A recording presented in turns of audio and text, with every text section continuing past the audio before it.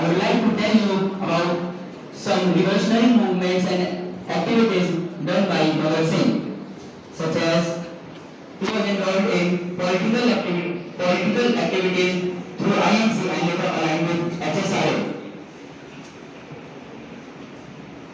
Second, Central Legislative Assembly bombing, in which he dropped bombs in Central Legislative Assembly with the help of Bhuteshwar Dutt. इनकलाब जिंदाबाद।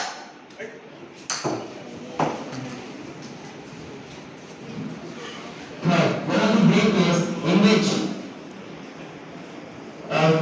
Lahore conspiracy case in which he took the revenge of Lala Lajpat Rai by assassinating John Saunders, a British police officer.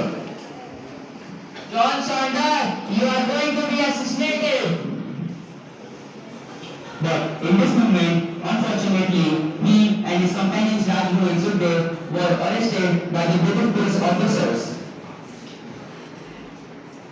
The court buried an order of hanging them in Lahore Central Jail. सरपरोसी की तमन्ना अब हमारे दिल में है, देखना है जोर कितना बाजुए का दिल में है। इनकलाब जिंदाबाद।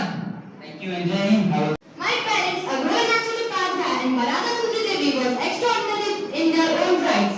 My father was a scientist and educator, while my mother was a poetess.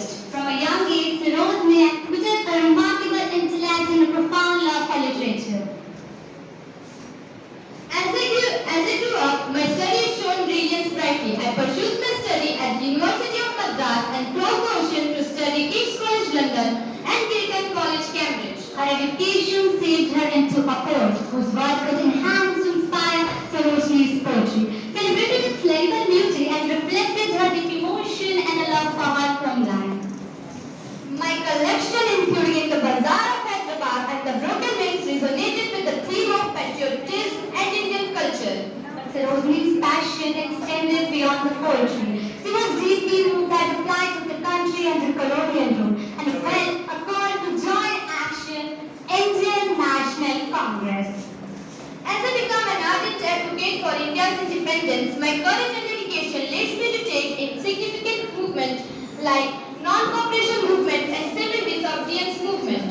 Her leadership was pivotal, and in 1925 she made it a history to be a first woman to be a president of Indian National Congress. My challenge of art did not go unnoticed. When we gained independence in 1947, I was known and was gained women's first governor of United Provinces, now as Uttar Pradesh. Her work extended to social reformers, including advocating for women's rights and education. My legacy gives me a title of Nightingale of India.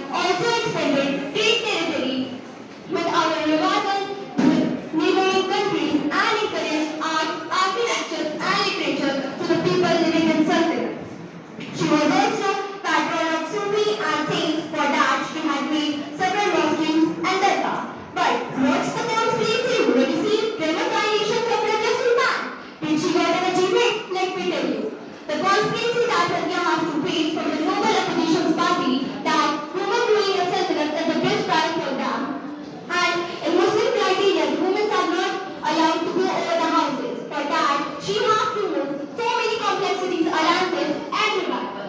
As Raja said, हमने अपने अब्बू से यह सीखा है कि एक सुल्तान अपनी रियासत का रखवाला होता है. Conversely, the legacy of Raja shows that she was popular in economics and political reasons and symbolized female empowerment. She became an inspiration for women living in India and around the world. And for that, these priorities and prioritizations describe Raja as throne queen. So these were all about the throne queen, the Iron Queen, the Raja Sultan. Thank you and Jai Hind. But I want to learn. Why can't I? Because education is not meant for women. You felt bad, right? But this was the harsh reality for girls in the 19th century. They were denied education simply because of their gender. But I, Savitribai, fought against these unjust norms. मी सावित्रीबाई फुले भारतातील पहिली महिला शिक्षिका असते. मी स्त्रियांना स्त्री शिक्षण सतीप्रथा विरोध करा. So I was born on January 3rd, 1831 in a small town of Maharashtra. She was married at a very young age with Jyotirao Phule, who recognized her passion and taught her how to read and write. And do you know, Savitribai was the first female teacher of India. In 1848, Savitribai Phule and Jyotirao Phule opened the first school for girls, challenging the deeply entrenched societal norms. Once she said that, I measure the progress of community by the degree of progress which women have achieved.